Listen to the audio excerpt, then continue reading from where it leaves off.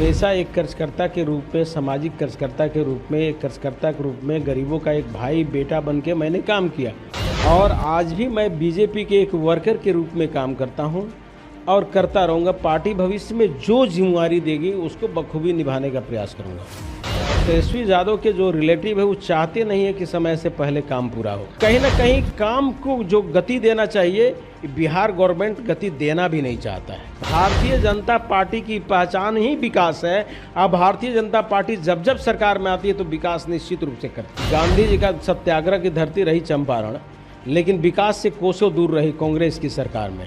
अभी हम बिहार के सबसे चर्चित और पश्चिमी चंपारण के सबसे पॉपुलर नेता बीजेपी के सतीश चंद्र दुबे, जो राज्यसभा सांसद हैं और युवाओं के बीच में इनका बहुत ज़्यादा क्रेज रहता है, आज इनसे मुलाकात हुई है और आज इनसे हम जानते हैं कि समाज के प्रति कैसा इनका विकास कार्य चल रहा है। कुछ राजनीतिक बातें होंगी और कुछ कड़वे सवाल होंगे। सबसे पहले चंपारण बिहार न्यूज़ में आपका स्वागत है सर। आप सब लोगों का स्वागत है कि बिहार के लोगों की समस्याओं को, जनता का समस्या और नेता की बात एक दूसरे को आदान प्रदान करने का सहयोग करता है। आपका जो समाज में लोकप्रियता है, एक गरीब तबका में जो आपका एक लोकप्रियता है, इसका क्या कारण है? देखिए, कभी हम अपने आप को नेता समझे नहीं। हमेशा एक कर्जकर्ता के रूप में, सामाजिक कर्जकर्ता के रूप में, एक कर्जकर्ता के रूप में गरीबों का एक भाई बेटा बन के मैंने काम किया या सब जनता को साथ लेके चलने का प्रयास किया, उसी का नतीजा है। एक चंपारण में बहुत जोर से एक हवा चली है कि आप आने वाले लोकसभा चुनाव के टाइम में वाल्मीकि नगर जो लोकसभा सीट है वहाँ का आपका उम्मीदवारी का जो अमित शाह द्वारा एक संकेत दिया गया, उसका क्या सच्चाई है? देखिए,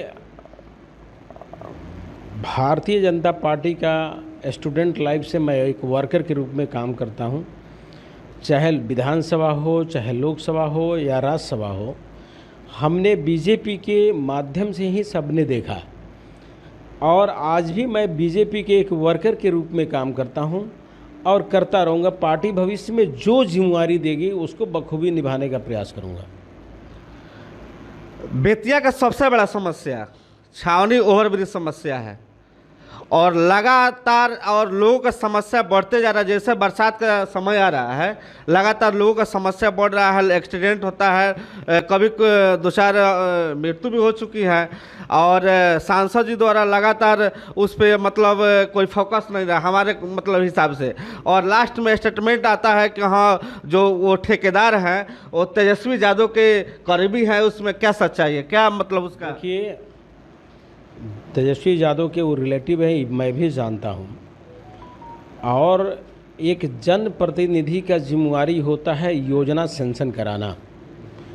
योजना सेंशन के बाद कॉन्ट्रैक्टर अवार्ड करना उस विभाग का काम है और जब कॉन्ट्रैक्टर अवार्ड होता है तो समय से काम पूरा कराना पदाधिकारी का काम होता है।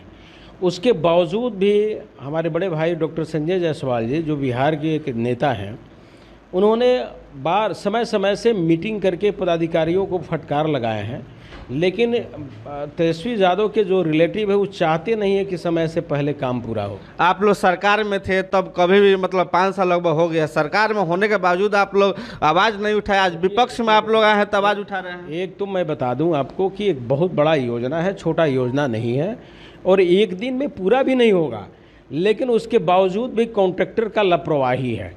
और आप जानते हैं ना कि कहीं ना कहीं से 1 साल पूरा करके अब दूसरा साल में पूरा कर रहा है बिहार में महागठबंधन की सरकार। तो कहीं ना कहीं काम को जो गति देना चाहिए, बिहार गवर्नमेंट गति देना भी नहीं चाहता है।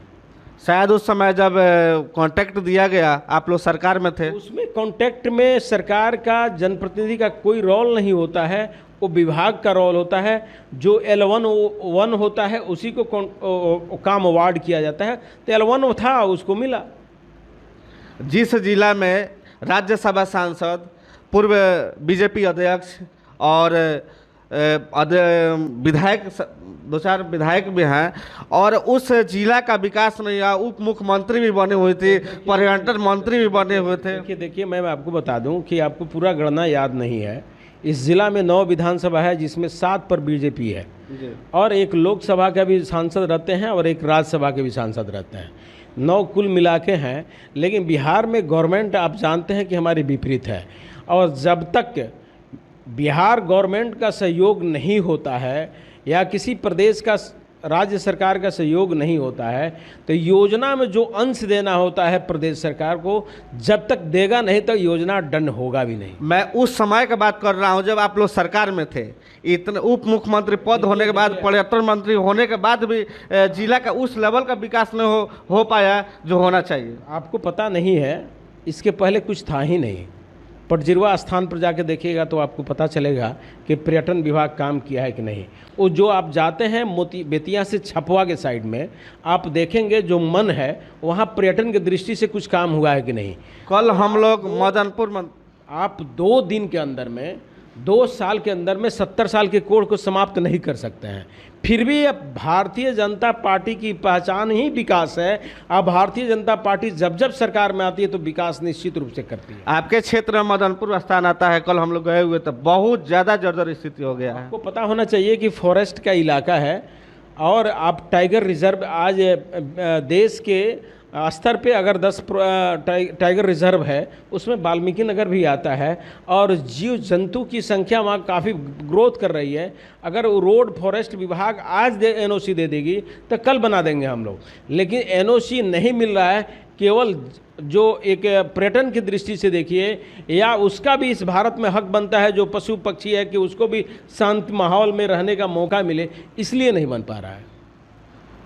आरोप लगता है कि जिस तरह बीजेपी पार्टी के आप लोग संगठन का, जिस तरह का आप लोग मेहनत करते हैं संगठन के प्रति, प्रचार प्रसार करते हैं, जितना पैसा खर्चा करते हैं आप लोग पार्टी पर, उतना शायद लोगों पर आप लोग खर्चा करते हैं, अपना टाइम देते तो शायद और विकास हो जाता। देखिए, आरोप लगाना सीधा बात है, विपक्ष के पास कोई मुद्दा नहीं इसलिए आरोप लगाता है।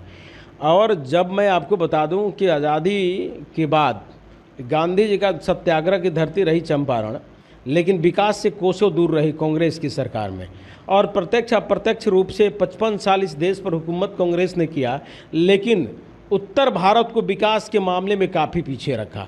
उसमें चंपारण भी आता है। आपको याद होगा कि जब अटल बिहारी वाजपेयी की सरकार थी तब उत्तर प्रदेश और बिहार को रेल मार्ग से जोड़ने का काम किया गया, और जब मोदी जी की सरकार आई तभी दोहरीकरण के काम हो रही है। तो विकास के मामले में चंपारण में अगर कुछ केंद्र सरकार के द्वारा मिला है तो या तो अटल बिहारी वाजपेयी जी की सरकार में मिला था या अभी मोदी जी के सरकार में मिल रहा है। जी, सबसे पहले आप सभी को बता दें कि दोहरीकरण जो रेलवे को हो रहा है, ये राज्यसभा सांसद सतीश दुबे का ही देन है, और जो रेलवे का दोहरीकरण हुआ है। और संसद भवन में अगर चंपारण का नाम कोई अगर हाई लेवल पर ले गए हैं और नाम को उठाए हैं, पश्चिमी चंपारण को और दर्शाए हैं, तो सतीश चंद्र दुबे का नाम है। और आपसे हम बात करते हैं कि भविष्य में आपको एक सांसद के रूप में हम लोग देखेंगे या मंत्री के रूप में देखेंगे? देखिए, तो पार्टी तय करेगी, मैं कुछ नहीं बोल सकता हूँ, ये तो पार्टी का हाईकमान का आदेश है। मैंने तो शुरू में ही आपको बता दिया कि मैं एक भारतीय जनता पार्टी का आज भी वर्कर हूँ और कल भी वर्कर के रूप में ही काम करूँगा। मगर जो आपका लोकप्रियता है चंपारण में, वो भी बीजेपी पार्टी में, हम तो चाहेंगे कि आप मंत्री बनिए। देखिए, आपका दूसरा टर्म है।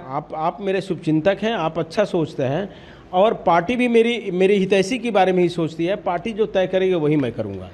बिहार में लगातार मर्डर और अपहरण जैसे कांड, बैंक लूट कांड हुआ, सब लगातार बढ़ रहे हैं, इसके बारे में क्या कहिएगा? देखिए, जब लालू जी का परिवार सत्ता में आता है तो अपहरण उद्योग पहले चलता था, अब अपहरण उद्योग कम चल रहा है। अब बैंक डकैती, लोगों का ज़मीन कब्जा कर लेना, लोगों का अधिकरण कर लेना, ऐसे धंधाएं चल रही है। और आज के डेट में तो पत्रकार ही भी सुरक्षित नहीं है। आज की डेट में कल भी हम मानते थे कि देश का चौथा स्तंभ आपको माना जाता है, पत्रकार बंधु लोगों को माना जाता है, और आज के डेट में इस सरकार में, महागठबंधन की सरकार में, लालू जी के निरीक्षण देख रेख में जो सरकार चल रही है, वो आज भी यहाँ के पत्रकार, आम जनता भी सुरक्षित नहीं है। बेतिया इतना बड़ा शहर होने के बावजूद हवाई अड्डा, मतलब एयरपोर्ट का सुविधा नहीं है, इसके बारे में? अब आपको कुर्सीनगर आपके घर से बहुत दूर नहीं है, 100 किलोमीटर है, 125 किलोमीटर। बिल्कुल। और कुर्सीनगर चालू हुआ, आपको दरभंगा चालू हुआ, आपको देवघर चालू हुआ, 3 तो मैं 2 प्रदेश के अंदर मैं बताया, तो फिर चंपारण में क्यों नहीं हो सकता? दरभंगा आज के डेट में पूरे भारत में अच्छा एयरपोर्ट है, जहाँ से व्यावसायिक प्रतिष्ठान के लोग बहुत आते जाते हैं, वहाँ अच्छा मुनाफा में है। आपका कुर्सीनगर जो इंटरनेशनल एयरपोर्ट है, जिस दिन पूरे अपने रॉ में आएगा, फिर चंपारण यहाँ से 1 घंटा से 1.5 घंटा हम लोग को बेतिया से लगता है, 2 घंटा लगता है जाने में। तो आप यहाँ के सांसद, आप नहीं चाहते हैं चंपारण में एयरपोर्ट हो? अरे भाई, कौन नहीं चाहता है, लेकिन एक समय एक प्रक्रिया है। अब मैंने आपको शुरू में ही बताया कि आप 70 साल का कोड़ को आप 2 साल में पूरा नहीं कर पाएंगे। आप उठा के देखिए कि मोदी जी के आने के पहले कितना एयरपोर्ट था और आज कितना एयरपोर्ट है, उनके आने के पहले कितना एम्स था, आज कितना एम्स है। जब डाटा उठा के देखिएगा तो जो 70 साल में हुआ था वो हमने 9 साल में बेमिसाल काम करके दिखाया है। अभी कुछ ही दिन पहले एम्स के बारे में, दरभंगा एम्स के बारे में मोदी जी बोले हुए थे, मगर वहाँ पे अवेलेबल है नहीं। देखिए, जब तक ज़मीन उपलब्ध नहीं करवाएगा बिहार गवर्नमेंट, तब तक कोई काम आसमान में तो होता नहीं है। चाहे एम्स आसमान में नहीं बनेगा, चाहे रेलवे का काम आसमान में नहीं होगा, चाहे एनएच का आसमान में काम नहीं होगा। बहुत प्रयास करके एनएच को इधर इस रास्ते से क्रॉस कराया गया, बहुत दूर दूर तक एनएच जाएगा, लेकिन बिहार गवर्नमेंट अभी भी ज़मीन अधिग्रहण करके नहीं दे रही है। अगर कल एक एनएच बना है तो इतना रोड डेवलप किया है, इतना अगल बगल के लोग डेवलप किए हैं। जब और बड़ा बड़ा रोड जब आपके चंपारण से क्रॉस करेगा तो अंदाज कर लिए कितना डेवलप करेगा।